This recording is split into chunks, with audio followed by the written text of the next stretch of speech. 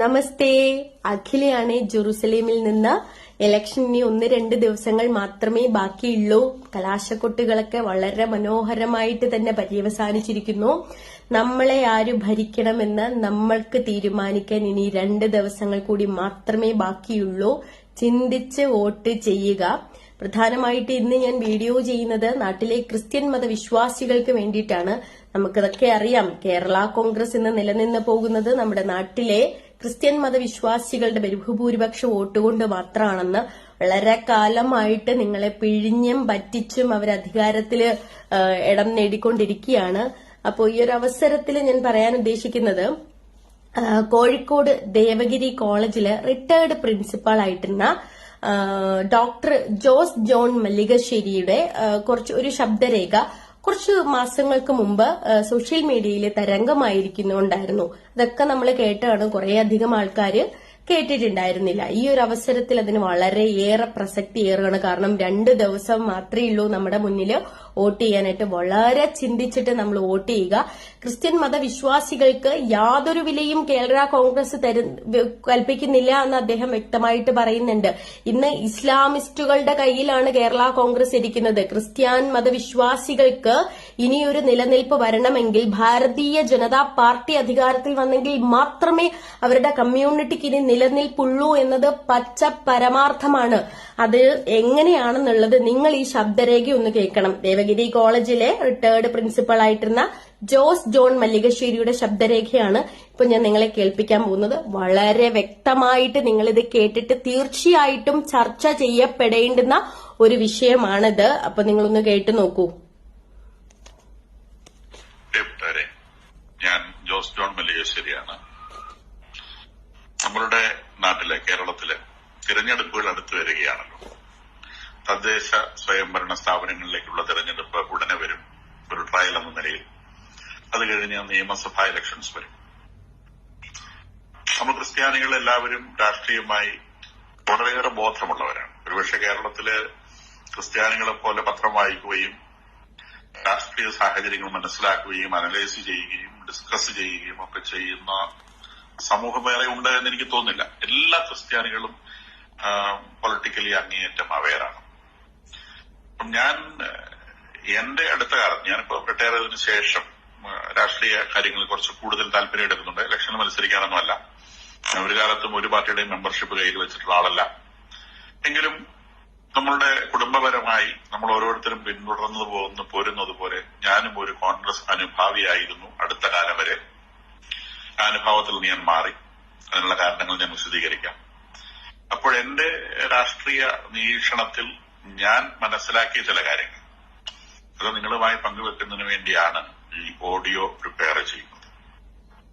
കേരളത്തിലെ ക്രിസ്ത്യാനികൾക്ക് കോൺഗ്രസുമായുള്ള ബന്ധം അഭേദ്യമായ നിലയിൽ ശക്തമായിരുന്നു. അത് കോൺഗ്രസ് അല്ലെങ്കിൽ കോൺഗ്രസിന്റെ വേറൊരു രൂപമായ കേരള കോൺഗ്രസ്, ഈ 2 രീതിയിലാണ് നമ്മൾ ഇതിനോട് ബന്ധപ്പെട്ടിരുന്നത്. കേരള കോൺഗ്രസ് നമുക്കറിയാവുന്ന പോലെ പി ടി ചാക്കോ കോൺഗ്രസിൽ നിന്ന് ഒരു പ്രത്യേക സാഹചര്യത്തിൽ അദ്ദേഹത്തിന് വേർപിരിഞ്ഞു പോവേണ്ട സംഗതി ഉണ്ടായപ്പം കോൺഗ്രസിന്റെ തന്നെ നയപരിപാടികളുമായി മുന്നോട്ട് പോകുന്ന അതിലെ വേറൊരു വിഭാഗം എന്ന നിലയിൽ പി ടി ചാക്കോയുടെ നേതൃത്വത്തിൽ രൂപം കൊണ്ട കേരള കോൺഗ്രസ് ആണ് തിരുവിതാംകൂറിലൊക്കെ വളരെ ശക്തമായിരുന്നത്. നമ്മളുടെ ഈ പ്രദേശങ്ങളിലുമൊക്കെ ഉണ്ടായിരുന്നു. എങ്കിലും ഞാൻ വ്യക്തിപരമായി കോൺഗ്രസുമായ അനുഭാവത്തിൽ പോന്നിരുന്ന ആളാണ് ഈ അടുത്ത കാലം വരെ. എന്ന് പറഞ്ഞാൽ 10, 58, 60 വയസ്സാവുന്നത് വരെ കോൺഗ്രസുമായ അനുഭാവം പുലർത്തി പോകുന്ന ഒരാളാണ്. കാലം വരെ എന്ന് പറഞ്ഞാൽ 10, 58, 60 വയസ്സാവുന്നത് വരെ കോൺഗ്രസുമായ അനുഭാവം പുലർത്തി പോകുന്ന ഒരാളാണ്. നമ്മളുടെ എന്റെ ഇച്ഛാനൊക്കെ കോൺഗ്രസ് വിമോചന സമരത്തിലൊക്കെ പങ്കെടുത്തിട്ടുള്ള ആളുകളാണ്. എന്തിനാ സ്വാതന്ത്ര്യ സമര പ്രസ്ഥാനവുമായി പോലും ബന്ധപ്പെട്ട് പ്രവർത്തിച്ചിട്ടുള്ള ആളുകളാണ്. നമ്മുടെ കുടുംബങ്ങളിലൊക്കെ പലരും സ്വാതന്ത്ര്യ സമര പ്രസ്ഥാനവുമായി ബന്ധപ്പെട്ട് ആ കോൺഗ്രസുമായി ബന്ധപ്പെട്ട് പ്രവർത്തിച്ചിരുന്ന ആളാണ്. അപ്പൊ അന്ന് ഗാന്ധിജിയുടെ അവദാനങ്ങളൊക്കെ കേട്ട്, നെഹ്റുവിനെ കുറിച്ച് കേട്ട്, വല്ലഭായ് പട്ടേലിനെ കുറിച്ച് കേട്ട്, കോൺഗ്രസിന്റെ ചരിത്രം കേട്ട്, പാലായില് നെഹ്റു പ്രസംഗിക്കാൻ വന്നതിനെ കുറിച്ച് കേട്ട്, വിമോചന സമരത്തിന്റെ അന്ത്യം അല്ലെങ്കിൽ അതിന്റെ അവസാനം മാർക്സിസ്റ്റ് ഗവൺമെന്റ് വീഴുന്നത് പാലായില് നെഹ്റു പ്രസംഗിക്കാൻ വന്ന ശേഷമാണെന്നുള്ള വീരകഥകളൊക്കെ കേട്ട്, അന്ന് ജനക്കൂട്ടത്തിന് നേരെ വെടിവെക്കാൻ വന്ന EMSന്റെ പോലീസിന്റെ തോക്കെ കയറി പിടിച്ച ചേട്ടന്മാരുടെ ധൈര്യത്തെക്കുറിച്ചുള്ള കഥകൾ കേട്ട് അങ്ങനെ അഭിമാന വിജൃംഭിതരായി നമ്മളൊക്കെ കോൺഗ്രസുകാരായി ജീവിച്ചു. ജീവിച്ചവരാണ്.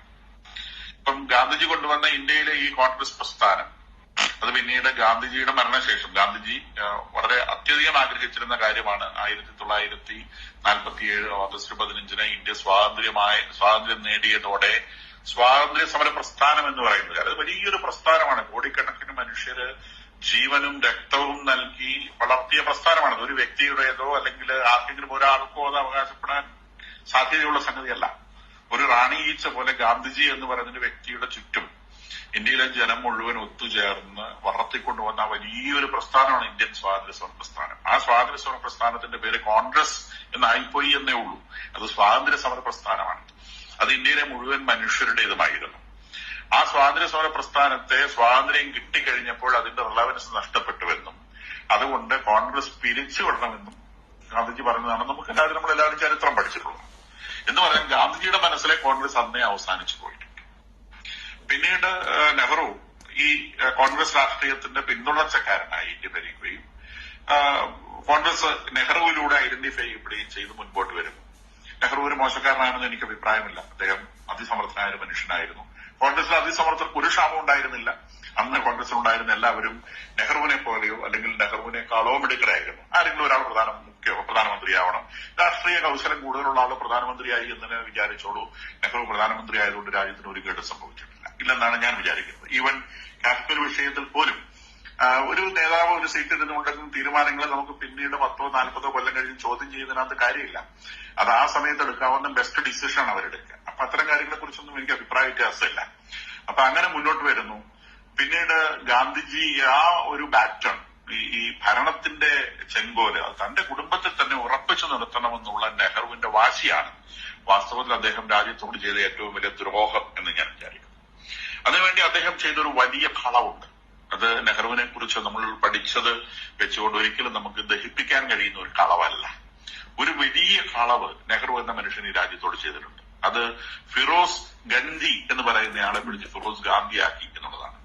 ഗന്ധി എന്നുള്ളത് സാധാരണ പാഴ്സികളുടെ നെയ്മാണ്. അവര് ഈ സുഗന്ധ വ്യഞ്ജനങ്ങളൊക്കെ വിൽക്കുന്ന ആളുകൾ എന്ന നിലയിൽ ഗന്ധം എന്ന അർത്ഥം വരുന്ന ഗന്ധി എന്നുള്ള ഒരു ഇനീഷ്യല് പാഴ്സികൾക്കുള്ള വളരെ കോമൺ ഇനീഷ്യലാണ്. ഗാന്ധി എന്നുള്ളത് ഗുജറാത്തികളുടെ ഇനീഷ്യലാണ്.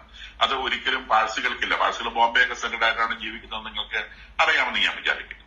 അങ്ങനെ ഈ ഫിറോസ് ഗന്ധിയെ ഗസറ്റ് നോട്ടിഫിക്കേഷൻ വഴി ഫിറോസ് ഗാന്ധിയാക്കി മാറ്റുകയും അങ്ങനെ ഇന്ദിരയുടെ ഭർത്താവായ ഫിറോസ് ഗാന്ധിയുടെ പേരിൽ നിന്നും ഇന്ദിരയ്ക്ക് ലഭിക്കേണ്ട ഇന്ദിര ഫിറോസ് എന്നുള്ള പേര് മാറ്റി ഇന്ദിരയെ ഇന്ദിര ഗാന്ധിയാക്കി മാറ്റുകയും ചെയ്തുകൊണ്ട് ഇത് ഗാന്ധിയുടെ പിന്തുടർച്ചയാണ് എന്ന് വരുത്തി തീർത്ത വലിയ ഒരു ചതി ഈ നെഹ്റു ഇന്ത്യയോട് ചെയ്തിട്ടുണ്ട്. ഇന്ദിരാഗാന്ധി ഒന്നുകിൽ ഇന്ദിര നെഹ്റു ആവേണ്ടിയിരുന്നു, അല്ലെങ്കിൽ ഇന്ദിര ഫിറോസ് ആവേണ്ടിയിരുന്നു. അവരെ പിടിച്ച് ഇന്ദിര ഗാന്ധി ആക്കിയതിന്റെ പിന്നിലൊരു വലിയ രാഷ്ട്രീയമുണ്ട്, ചതിയുണ്ട് എന്ന് നമുക്ക് തിരിച്ചറിയണം. എങ്കിൽ പോലും നമുക്കത് ക്ഷമിക്കാം. കാരണം ഇന്ദിരാഗാന്ധി വളരെ ശക്തിയായ ഒരു ഭരണാധികാരിയായിരുന്നു. രാജ്യത്തിന് ദിശാബോധം നൽകുവാൻ, രാജ്യത്തെ മുന്നോട്ട് നയിക്കുവാൻ ആ സ്ത്രീക്ക് സാധിച്ചിട്ടുണ്ട്. പക്ഷേ ഒരു കുടുംബത്തിൽ 1-2 പേർ മിടുക്കരായതുകൊണ്ട് ആ കുടുംബത്തിൽ വരുന്ന എല്ലാവരും മിടുക്കരാവണമെന്ന് നമുക്ക് വാശി പിടിക്കാനാവില്ല. അവർ വളർത്തിക്കൊണ്ടുവന്ന സഞ്ജയ് ഗാന്ധി എന്ന് പറയുന്ന ഒരു മകൻ പരമ തമ്മാടിയായിരുന്നു. അവൻ രാജ്യത്തിന്റെ പ്രധാനമന്ത്രിയായിരുന്നെങ്കിൽ ഈ രാജ്യം അവൻ മുടിച്ച് നശിപ്പിച്ചു കളഞ്ഞാണ്. അത് തമ്പുരാൻ മുമ്പിൽ കണ്ടിട്ടായിരിക്കാം ഒരു വിമാനാപകടത്തിൽ അദ്ദേഹം മരിച്ചുപോയി. പിന്നീട് നിർബന്ധം കൊണ്ട് ഭരണമേൽക്കേണ്ടി വന്ന രാജീവ് ഗാന്ധി, അദ്ദേഹം സാത്വികനായ ഒരു മനുഷ്യനായിരുന്നുവെന്ന് ഞാൻ തന്നെ സമ്മതിച്ചു തരാം. അദ്ദേഹത്തിന് ഒരു താല്പര്യമില്ലാത്തൊരു കസേരയിൽ എല്ലാവരും കൂടി അദ്ദേഹത്തെ പിടിച്ചിരുത്തുകയും അദ്ദേഹം ഒരിക്കലും സമർത്ഥനായ ഒരു പ്രധാനമന്ത്രിയായിരുന്നു എന്നും പറയാനാവില്ല. പക്ഷേ അന്ന് അദ്ദേഹത്തിന്റെ ചുറ്റുമുണ്ടായിരുന്ന കോൺഗ്രസിലെ അതിസമർത്ഥരായ മനുഷ്യരെ ഉപയോഗിച്ച് വലിയ കേടുകൂടാതെ ഈ രാജ്യത്തെ മുൻപോട്ട് നയിക്കുവാൻ അദ്ദേഹത്തിന് സാധിച്ചു. അദ്ദേഹവും കൊല്ലപ്പെട്ടു എന്ന് നമുക്കറിയാം. പിന്നെ അദ്ദേഹത്തിന്റെ മകനായിട്ട് വന്ന ഈ രാജീവ് ഗാന്ധിയുടെ പേര് ശരിക്കും രാജീവ് ഗാന്ധി എന്നല്ലല്ലോ വരേണ്ടത്, രാജീവ് ഫിറോസ് തന്നെ വരേണ്ടത്. അവിടെയും ഗാന്ധി കൊണ്ട് ചേർത്തു. എന്തിനാ ഈ നുണ, ഈ കളവ്, ഈ പറ്റിക്കൽ ഇത് തുടർന്നുകൊണ്ട് പോകാൻ വേണ്ടി. ഇനി രാജീവ് ഗാന്ധിക്ക് മകനുണ്ടായാലും അവനും പിന്നെയും ഗാന്ധിയാണ്. അവൻ ഒരിക്കലും രാഹുൽ രാജീവ് അല്ല. അവന്റെ പേര് രാഹുൽ രാജീവ് എന്നാണ് വരേണ്ടത്. സോണിയാഗാന്ധിക്ക് ഗാന്ധിയുമായി എന്ത് ബന്ധം? സോണിയാഗാന്ധിയുടെ പേര് സോണിയ രാജീവ് എന്നാണ് വേണ്ടത്. ഈ ഗാന്ധി എന്നുള്ള പേര് മോഷ്ടിച്ച് ഈ രാജ്യത്തിലെ പ്രധാനമന്ത്രി കസേരകൾ സ്ഥിരമായിരിക്കണമെന്ന് വാശി പിടിച്ച ഒരു കുടുംബത്തെ നിങ്ങൾ അവിടെ കാണേണ്ടി വരും. ഇന്നൊരു പൊട്ടച്ചെറുക്കൻ അതിന് മുമ്പിൽ നിന്ന് എനിക്ക് ആ കസേര ഇരിക്കണം എന്ന് പറഞ്ഞ് നിലവിളിക്കുന്നത് നിങ്ങൾക്ക് കാണാം. യാതൊരു ശേഷിയും ഇല്ലാത്തൊരുത്തൻ, ഒരു ആവറേജ് രാഷ്ട്രീയക്കാരന്റെ കഴിവ് പോലും ഇല്ലാത്തൊരുത്തൻ, വോട്ട് ജോലി എന്നൊക്കെ പറഞ്ഞുകൊണ്ട് പൊട്ടത്തരവും പറഞ്ഞുകൊണ്ട് വരുന്ന ഒരുത്തൻ ഇവന് രാഷ്ട്രീയം അറിയാമോ? സാധാരണ വോട്ടേഴ്സിനെ സ്വാധീനിക്കാൻ പറയാനുള്ള വിഷയങ്ങൾ എന്താണെന്ന് അറിയാമോ? ഈ രാഷ്ട്രത്തിൽ നിരന്തരമായി നിൽക്കുമോ? ഇന്നിവിടെ പ്രസംഗിക്കും, നാളെ അവനെ കാണാൻ അർജന്റീനയിൽ പോകണം. അങ്ങനെ ഒരു നേതാവിനെയും വെച്ചുകൊണ്ട് നിൽക്കുന്ന ഈ കോൺഗ്രസിന് രാജ്യത്തോട് യാതൊരു പ്രതിബദ്ധതയുമില്ല എന്ന് നിങ്ങൾ മനസ്സിലാക്കണം. അധികാരം കൈയിട്ട് വരാൻ വേണ്ടി മാത്രം ആണ് ഇന്ന് ദേശീയ തലത്തിൽ കോൺഗ്രസ് നിൽക്കുന്നത്. അതിന് ദേശീയ തലത്തിൽ യാതൊരു റെലവൻസും ഇല്ല.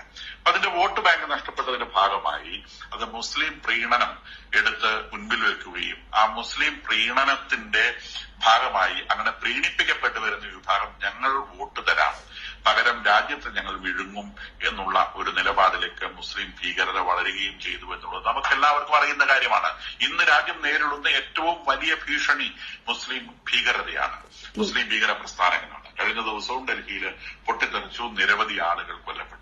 ഇത് രാജ്യത്തിന് വലിയൊരു ആഘാതം ഏൽപ്പിക്കുവാൻ വേണ്ടി പ്രിപ്പയർ ചെയ്ത ഒരു കൊലപാതക ശൃംഖലയായിരുന്നു എന്നും 50,000-ത്തിലധികം ആളുകളെ കൊന്നൊടുക്കുവാൻ വേണ്ടി അവർ പ്ലാൻ ചെയ്തിരുന്നു എന്നുമൊക്കെ ഇന്റലിജൻസ് കഥകൾ പുറത്തു വന്നുകൊണ്ടിരിക്കുകയാണ്. രാജ്യം നേരിടുന്ന ഈ വലിയ ഭീഷണിക്ക് മറയായി നിൽക്കുന്നത് കോൺഗ്രസ് ആണ് എന്ന് ഓർക്കണം. അവർ പറയുന്നത് ഇത് മോഡി പൊട്ടിച്ചതാണ്, ബീഹാർ ഇലക്ഷന് പൊട്ടിച്ചതാണെന്നൊക്കെ പറഞ്ഞു പൊട്ടക്കഥകളുമായി നമ്മുടെ മുൻപിൽ സത്യം വന്നു നിൽക്കുമ്പോൾ. അപ്പൊ ഞാൻ അതിന്റെ വിശദീകരണങ്ങളിൽ കൂടുതൽ പോകുന്നത് ഞാൻ പറയാൻ ഉദ്ദേശിച്ച കാര്യം അതല്ല. നമ്മുടെ കേരളത്തിലെ കോൺഗ്രസ് രാഷ്ട്രീയം എടുക്കുകയാണെങ്കിൽ നമ്മള് ക്രിസ്ത്യാനികൾ തന്നെ പ്രമുഖമായി നയിച്ച വിമോചന സമരം, വാസ്തവത്തിൽ വിമോചന സമരത്തിന് മുൻപന്തിയിലുണ്ടായിരുന്ന ക്രിസ്ത്യാനികളാണ്. അങ്ങനെ വിമോചന സമരത്തിലൂടെ EMS ഗവൺമെന്റ് വീഴുന്നു, കോൺഗ്രസ് ഭരണം പിടിക്കുന്നു. ആ ഭരണത്തിൽ ക്രിസ്ത്യാനികൾക്ക് വലിയ മേൽക്കൈ ഉണ്ടായിരുന്നു എന്നുള്ളത് അനിഷേധ്യമായ സംഗതിയാണ്. 1950-കളിലും 60-കളിലും 70-കളിലും കേരളം ഭരിച്ചിരുന്ന ഗവൺമെന്റുകളില്, കോൺഗ്രസ് ഗവൺമെന്റുകളില് ക്രിസ്ത്യാനികൾക്ക് വലിയ സ്വാധീനം ഉണ്ടായിരുന്നു. അതുകൊണ്ട് തന്നെ ക്രിസ്ത്യാനികളുടെ ആവശ്യങ്ങൾ അഡ്രസ് ചെയ്യപ്പെട്ടു. പക്ഷെ 80-കൾ മുതൽ നമ്മളുടെ ശക്തി വീക്കായി തുടങ്ങി. മുസ്ലിങ്ങൾ കൂടുതൽ കൂടുതൽ ശക്തി എക്സേർട്ട് ചെയ്യാൻ തുടങ്ങി. അതിന്റെ ഒരു കാരണം ഗൾഫിൽ നിന്നുള്ള പണത്തിന്റെ വരവും അങ്ങനെ മുസ്ലിം സമുദായത്തിന്റെ ഉയർത്തെഴുന്നേൽപ്പുമാണ് എന്ന് നമുക്ക് തിരിച്ചറിയാനായി സാധിക്കും. അങ്ങനെ ആ സമൂഹം ആ പണത്തിന്റെ ബലത്തിൽ ശക്തി പ്രാപിക്കുകയും കാർഷിക സാധനങ്ങളുടെ വിലകൾ കുറഞ്ഞു പോയതോടെ ക്രിസ്ത്യൻ സമുദായം പതിയെ പതിയെ മെലിഞ്ഞു വരികയും നമ്മളുടെ ആളുകൾ വിദേശത്തേക്ക് പോകുന്നതോടെ നമ്മുടെ ശക്തി കുറഞ്ഞു വരികയും ഒക്കെ ചെയ്യുന്ന സാഹചര്യങ്ങളിൽ മുസ്ലിം ലീഗ് കേരളത്തിലെ UDFന്റെ മേലെയുള്ള പിടി മുറുക്കി പണ്ട് കുറുക്കന്റെ കഴുത്തല ഞണ്ട് പിടിച്ചതുപോലെ പിടിച്ച് അവസാനം കുറുക്കൻ ഞണ്ടിന്റെ പിടിയിലായി പോയ അവസ്ഥയായി. അത് 1990-കൾക്ക് ശേഷം ക്രിസ്തീയ സമുദായത്തിന് കോൺഗ്രസിന്റെ മേലെ വലിയ സ്വാധീനം ഇല്ലായിരുന്നു എന്നുള്ളതാണ് വസ്തുത. പക്ഷെ കരുണാകരന്റെ ഭരണകാലത്ത് കരുണാകരൻ എന്നൊരു വ്യക്തിയിലൂടെ ഇത് കൂടുതൽ എക്സേർട്ട് ചെയ്യാൻ നമുക്ക് സാധിച്ചിരുന്നു. ആന്റണിയുടെ കാലത്ത് ആന്റണി നാമം കൊണ്ട് മാത്രം ക്രിസ്ത്യാനിയായിരുന്നു, ക്രിസ്ത്യാനികൾക്ക് വേണ്ടി അത് അയാൾ ഒന്നും ചെയ്തില്ല. പക്ഷേ അയാൾ മുസ്ലിം ഭീകരതയ്ക്ക് വഴങ്ങിക്കൊടുത്തിരുന്നില്ല എന്നുള്ളതൊരു വസ്തുതയാണ്. മുസ്ലിം ഭീകരതയെ അയാൾ അഡ്രസ് ചെയ്തിരുന്നു. കമ്മ്യൂണിസ്റ്റുകാരുടെ ഇടയിൽ നിന്ന് അച്യുതാനന്ദനെ അഡ്രസ് ചെയ്തിരുന്നു. മുസ്ലിം ഭീകരതയ്ക്ക് അദ്ദേഹവും വഴങ്ങിക്കൊടുത്തില്ല.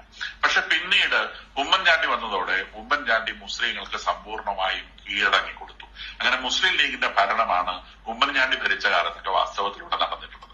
പിണറായിയുടെ അവസ്ഥയും അതുതന്നെയാണ്. പിണറായി ഭരിക്കുമ്പോഴും മുസ്ലിങ്ങൾക്കാണ് അതിനകത്ത് സ്വാധീനമുണ്ടായിരുന്നത്. മുസ്ലിം കമ്മ്യൂണിറ്റിയെ സുഖിപ്പിച്ചു നിർത്താനാണ് പിണറായി എല്ലാ കാലത്തും ഭരണത്തിൽ ശ്രമിച്ചിട്ടുള്ളത്. അത് കഴിഞ്ഞ് നമ്മളിങ്ങനെ 2025 എത്തി നിൽക്കുമ്പോൾ ഇന്ന് കോൺഗ്രസിൽ ക്രിസ്ത്യാനികൾക്ക് യാതൊരു സ്വാധീനവുമില്ല എന്നുള്ളതാണ് വസ്തുത. ഇന്ന് കോൺഗ്രസിന്റെ മുഖ്യമന്ത്രി കസേരയ്ക്ക് വേണ്ടി അടിപിടി കൂടുന്ന VD Satheesan, Ramesh Chennithala, K Muraleedharan, KC Venugopal മുതലായ പേരുകളുടെ ഇടയിലൊന്നും ക്രിസ്ത്യൻ പേരുകളില്ല എന്ന് നമുക്കറിയാം. അതായത് കേരള കോൺഗ്രസിന്റെ സമുന്നത സ്ഥാനങ്ങളിൽ നിൽക്കുന്നിടത്തോളം ഒരിടത്തും ഒരു ക്രിസ്ത്യൻ പേരില്ല. ഈ ഒരു സംഗതിക്ക് മറപിടിക്കാൻ വേണ്ടിയാണ് അവരെ സണ്ണി ജോസഫിനെ പിടിച്ച് KPCC പ്രസിഡന്റ് ആക്കിയത്. ഒരു ക്രിസ്ത്യാനി എവിടെയെങ്കിലും വേണമല്ലോ. സണ്ണി ജോസഫ് ആകുമ്പോൾ അന്തസ്സുള്ള മനുഷ്യനാണ്, അദ്ദേഹം നിരുപദ്രവകാരിയാണ്. ഒരിക്കലും സ്ഥാനമാനങ്ങൾക്ക് വേണ്ടി ഇവരുടെ മേലെ നാണം കെട്ട് കടിപിടി കൂടാൻ അദ്ദേഹം പോകില്ല. അതുകൊണ്ട് ഒട്ടും ഭയക്കണ്ടാത്ത അല്ലെങ്കിൽ ക്രിസ്ത്യാനികളുടെ ഭാഗത്തുനിന്ന് യാതൊരു പ്രഷറും വരികയില്ല എന്ന് ഉറപ്പാക്കാൻ വേണ്ടി ഒരു ക്രിസ്ത്യൻ പേരുള്ള ആളെ പിടിച്ച് KPCC പ്രസിഡന്റാക്കി ക്രിസ്ത്യാനികളെ തൃപ്തിപ്പെടുന്ന ഒരു തന്ത്രമാണ് അവര് ഇവിടെ ചെയ്തിട്ടുള്ളത്. ഇവരെ ക്രിസ്ത്യാനികൾക്ക് വേണ്ടി അടുത്ത കാലത്ത് ഒരു സ്ഥലത്തും പ്രവർത്തിച്ചിട്ടില്ല എന്നുള്ളത് മുനമ്പം വിഷയത്തില്, സെന്റ് റീത്താസിലെ വിഷയത്തില്, ഹാഗിയ സോഫിയയിലെ വിഷയത്തിലും ഒക്കെ നമുക്കറിയാവുന്ന കാര്യമാണ്. മുനമ്പം വിഷയത്തിലെ കോൺഗ്രസുകാർ നമുക്കെതിരായിട്ടാണ് പ്രവർത്തിച്ചത്. നിയമം പോലും നമ്മൾക്ക് അനുകൂലമായിരുന്നു എന്ന് ഓർക്കണം. അവിടെ ശരിക്കും അവസാന ഹൈക്കോടതി വിധി വന്നത് അത് വഖഫ് പ്രോപ്പർട്ടിയേ അല്ല എന്നുള്ളതാണ്. അത് ഒറ്റ വായനയിൽ തന്നെ ആളുകൾക്ക് മനസ്സിലാവുന്നു. നമ്മള് സെൻസസ് സെൻസിബിൾ ആയിട്ട് വായിച്ചാൽ ഒറ്റ വായനയിൽ ആ കാര്യം മനസ്സിലാകും. അത് വഖഫ് പ്രോപ്പർട്ടി അല്ല. പക്ഷെ അത് മനസ്സിലായിട്ട് പോലും അത് എടുത്തു പറയാനോ ഇതിനകത്ത് ഇങ്ങനെ നിയമവശമുണ്ട് എന്ന് പറയാനോ പോലും കോൺഗ്രസ്സുകാർ തയ്യാറായില്ല എന്നുള്ളത് വളരെ സങ്കടകരമായ അവസ്ഥയും അവർ നമ്മളുടെ കൂടെ അല്ല എന്നുള്ളതിന്റെ ഒന്നാമത്തെ സൂചനയുമാണ്. സെന്റ് റീത്ത സ്കൂളിൽ വിഷയങ്ങളുണ്ടായി. ഏത് കോൺഗ്രസ്സുകാരനെ അവിടെ കണ്ടത്? അവിടെ ചെന്നിട്ട് അവിടെ ചെന്ന് ഒത്തുതീർപ്പുണ്ടാക്കാൻ ശ്രമിച്ച അവിടുത്തെ എം പി ഹൈബീഡറെ സംബന്ധിച്ച് അത് മുസ്ലിങ്ങൾക്ക് അനുകൂലമായി അദ്ദേഹം മുസ്ലിങ്ങളെ കൊണ്ട് അവർ BJP ഭരണത്തിൽ ഏറ്റി അവരുടെ പ്രൊട്ടക്ഷൻ അവരെ ഉറപ്പാക്കി. ഇന്ന് നമ്മളുടെ പ്രൊട്ടക്ഷൻ ഉറപ്പാക്കാൻ BJP അല്ലാതെ വേറെ ഓൾട്ടർനേറ്റീവ് ഇല്ല എന്ന് വിചാരിക്കുന്ന ഒരാളാണ് ഞാൻ. ഈ രാജ്യം മുഴുവൻ ഭരിക്കുന്ന 2-3 തവണ ഒരാൾ പ്രധാനമന്ത്രിയെ ഇലക്ട് ചെയ്യപ്പെടുന്നത് ചില്ലറ കാര്യമല്ല. അദ്ദേഹം മിടുക്കനായതുകൊണ്ടാണ്. ഈ രാജ്യം ഒരുപാട് മുൻപോട്ട് പോയിട്ടുണ്ടെന്നുള്ളത് എല്ലാ ഇന്റർനാഷണൽ ഡാറ്റകളിലും നമുക്ക് മനസ്സിലാക്കാൻ സാധിക്കുന്നതാണ്. നമ്മളുടെ കൂടെ സ്വാതന്ത്ര്യം നേടിയ പാകിസ്ഥാനുണ്ട്, ബാംഗ്ലാദേശ് ഉണ്ട്. ഈ രാജ്യങ്ങളൊക്കെ എവിടെ കിടക്കുന്നു? നമ്മുടെ രാജ്യം എവിടെ കിടക്കുന്നു?